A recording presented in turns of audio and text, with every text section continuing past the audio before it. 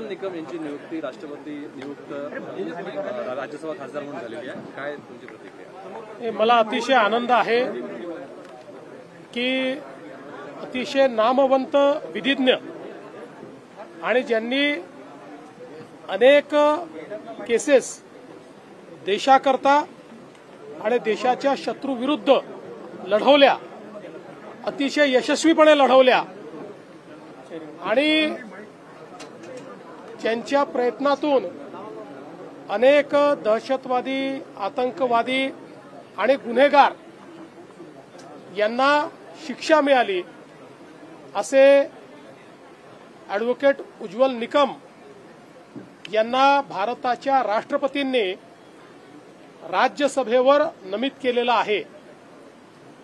मी माननीय राष्ट्रपती महोदया यांचे आभार मानतो आणि त्यासोबत भारताचे प्रधानमंत्री माननीय नरेंद्र मोदीजी यांचे विशेष आभार मानतो की मोदीजींनी हा निर्णय केला की ॲडव्होकेट उज्ज्वल निकम साहेब यांच्यासारखा एक निष्णात विधिज्ञ जो सातत्याने देशाच्या बाजूने उभा राहतो आणि गुन्हेगारांच्या विरोधात उभा राहतो, त्यांना राज्यसभेवर पाठवलं पाहिजे आणि राष्ट्रपतींच्या कोट्यातनं ते राज्यसभेवर गेलेले आहेत।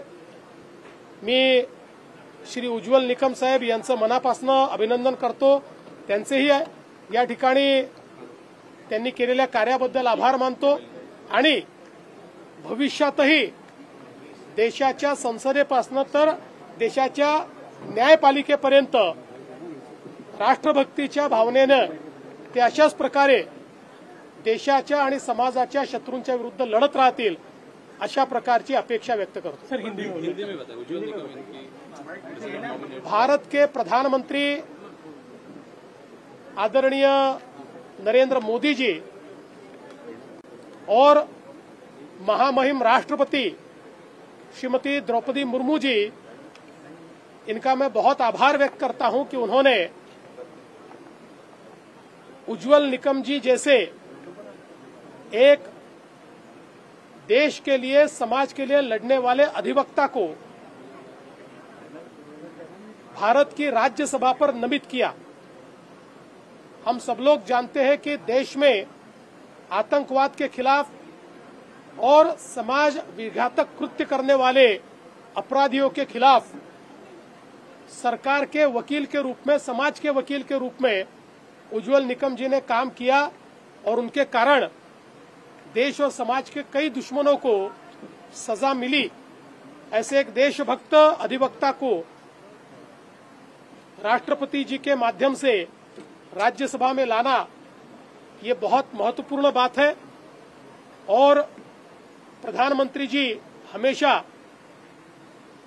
जो राष्ट्रभक्त लोग हैं उनके पीछे खड़े होते हैं, यही इसी बात का ये परिचायक है। मैं उज्ज्वल निकम जी को भी बहुत बहुत शुभकामनाएं देता हूं और संसद से लेकर तो न्यायालय तक वो लगातार देश के लिए और देश के दुश्मनों के और समाज के दुश्मनों के खिलाफ लड़ते रहेंगे, ऐसी अपेक्षा व्यक्त करता हूं। जनसुरक्षा कायदा अत्यावश्यक एक कायदा महाराष्ट्रामध्ये अनेक वर्षानंतर आता कुठेतरी होण्याची मार्गी लागलाय। मला अतिशय आनंद आहे की जनसुरक्षा कायदा हा दोन्ही सभागृहांनी मंजूर केलेला आहे।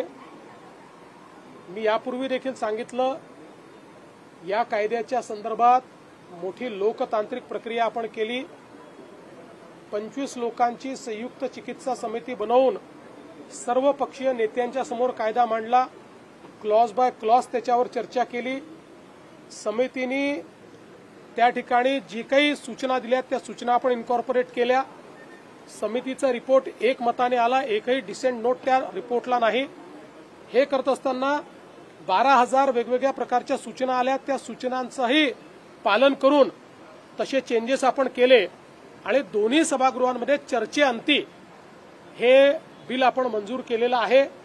यामुळे भारताच्या संविधानिक व्यवस्थेला उलथून टाकण्याचा विचार करणारे आणि भारताच्या संविधानाला न मानणारे अशा प्रकारच्या ज्या शक्ती आहेत त्या शक्तींवर आपल्याला कारवाई करता येईल. मी पुन्हा एकदा सांगतो, काही लोक आजही बिल न वाचता त्यातलं एकही अक्षर माहिती करून न घेता या बिलाच्या विरोधात बोलतायत. त्यांनी जर बिल वाचलं तर ते कधीच या विरोधात बोलणार नाही, कारण या बिलाच्या विरोधात बोलणारे एक प्रकारे या देशातल्या दडवे जे काही कडवी डावे विचारसरणी आहे, लेफ्ट विंग एक्स्ट्रीमिझम आहे, त्याच्याच विचाराला कुठेतरी पुढे नेण्याचा प्रयत्न करतायत, नकळत प्रयत्न करतायत. त्यामुळे त्यांनी हे बिल वाचावं. या बिलाने कोणाचाही आंदोलनाचा अधिकार काढून घेतलेला नाही. या बिलाने कोणालाही सरकारच्या विरोधात बोलण्याचा अधिकार काढून घेतलेला नाही, सरकारच्या विरोधात लिहिण्याचा अधिकार काढून घेतलेला नाही, सरकारच्या विरोधात अभिव्यक्ती करण्याचा कुठलाही अधिकार काढून घेतलेला नाही. सर्व प्रकारचे आंदोलनं करता येतात. किंबहुना हा एकमेव कायदा असा आहे की ज्या कायद्यामध्ये संघटना बॅन करता येते तरच व्यक्तीवर कारवाई करता येते, त्याशिवाय व्यक्तीवर कारवाईच करता येत नाही. आणि संघटनेवर कारवाई करण्याकरता हा पहिला कायदा असा आहे की ज्यामध्ये अपराधाला नाहीतर आपण पहिले अरेस्ट करतो आणि त्यानंतर कोर्टापुढे जातो, पण इथे कोर्टासारखी जी व्यवस्था उभी केली आहे, हायकोर्टचे जज किंवा रिटायर्ड जज, डिस्ट्रिक्ट कोर्ट जज आणि पीपी असं एक मंडळ तयार केलं आहे.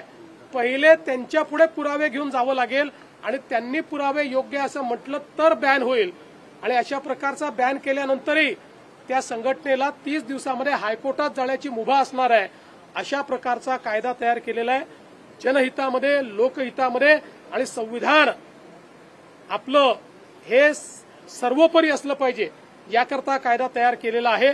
मला असं वाटतं की ज्यांनी कायदा वाचला त्यांनी याचं स्वागतच केलं. देवेंद्र जी, सीजीआई ने बोला एक प्रश्न ऐसा है, है सुधार की जरूरत है क्योंकि अंडर ट्रायल कई सालों तक चलता है और उसके बाद उसे निर्दोष बरी हो जाते हैं. देखिए, माननीय जो सीजीआई साहब है, इनकी बात बिल्कुल सही है.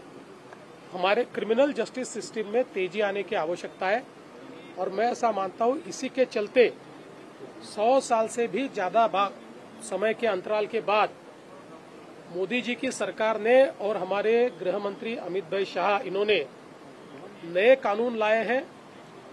इन 3 नए कानूनों ने भारतीय न्याय संहिता, भारतीय नागरिक सुरक्षा संहिता और भारतीय साक्ष्य संहिता, इन्होंने क्रिमिनल जस्टिस सिस्टम को पूरे तरीके से बदलने का प्रयास किया है.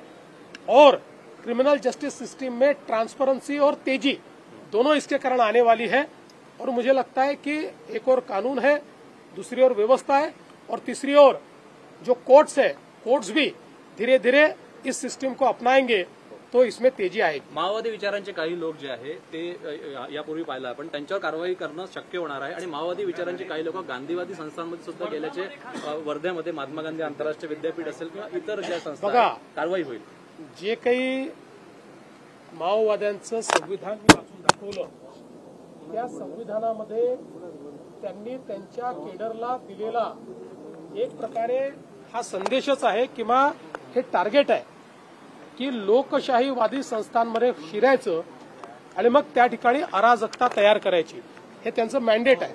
त्यामुळे अशा कुठल्या संस्थेमध्ये ते शिरले आहेत याची माहिती घेतली जाईल आणि कायदेशीर कारवाई केली जाईल. हिंदी में सर ये बताइए, माओवादी विचार जिस तरह से कुछ संस्थाओं में घुसा है, गांधीवादी कुछ विचार संस्थाओं में माओवादी विचार घुसने की इसके पहले जानकारी थी, इस पे कार्रवाई नए कानून के तहत होगी? देखिए, अर्बन माओवाद ये पिछले कुछ वर्षों में सोच समझकर इसको बढ़ावा दिया गया. जब ये ध्यान में आया कि अब जंगल का केडर समाप्त हो रहा है, उस समय एक स्ट्रैटेजिकल चेंज माओवादियों ने किया और उन्होंने तय किया कि चाहे वो शिक्षा संस्थान हो, यूनिवर्सिटीज हो या अलग अलग प्रकार की संस्थाएं हो, इसके अंदर प्रवेश लेकर और वहां पर जो संविधान का राज है उसको धीरे धीरे समाप्त करना और वहां पर अराजकता का राज तैयार करना, ये एक बहुत सोची समझी माओइस्ट स्ट्रैटेजी है.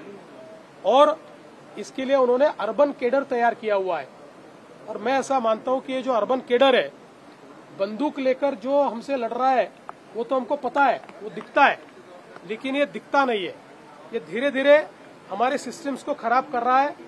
इसलिए अब इसके खिलाफ सख्ती के साथ हम कार्रवाई कर पाए, इस दृष्टि से हम लोगों ने ये जो एक नया कानून तैयार किया है, मुझे ऐसा लगता है कि इसके कारण अर्बन माओवाद के ऊपर हम लोग बहुत बड़े पैमाने पर कार्रवाई कर पाएंगे। थँक्यू. आपल्या परिसरातील बातम्या आमच्यापर्यंत पोहोचवण्यासाठी स्क्रीनवर दिलेल्या क्रमांकावर संपर्क साधू शकता. दूरध्वनी क्रमांक 9833235011.